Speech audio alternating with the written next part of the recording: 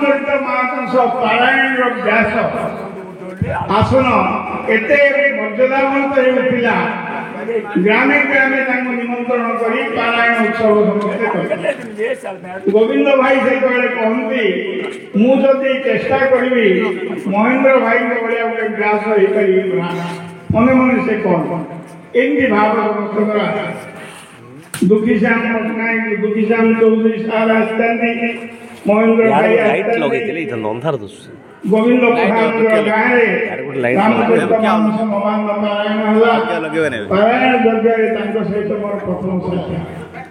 ତତ୍ପରବର୍ତ୍ତୀ ପର୍ଯ୍ୟାୟରେ ବିଭିନ୍ନ ସଭାରେ ମହେନ୍ଦ୍ର ଭାଇ ଯୋଗଦାନ କରି ଆମମାନଙ୍କୁ ଦିବ୍ୟ ଜୀବନ ସଂଘର ଦିବ୍ୟ ଭାବଧାରା, ସ୍ୱାମୀ ଶିବାନନ୍ଦ ସରସ୍ୱତୀ ମହାରାଜଙ୍କର କାର୍ଯ୍ୟପ୍ରଣାଳୀ, ଶତାବ୍ଦୀର ଧ୍ରୁବତାରା, ନିଷ୍କଳଙ୍କ ସନ୍ଥ ଶିରୋମଣି ବ୍ରହ୍ମଲୀନ ବିଶ୍ୱବିଖ୍ୟାତ ସନ୍ନ୍ୟାସୀ ସ୍ୱାମୀ ଚିଦାନନ୍ଦ ସରସ୍ୱତୀଙ୍କର ଆଶୀର୍ବାଦରୁ ସେ ସନ୍ନ୍ୟାସୀ ପଦ ଗ୍ରହଣ କଲେ।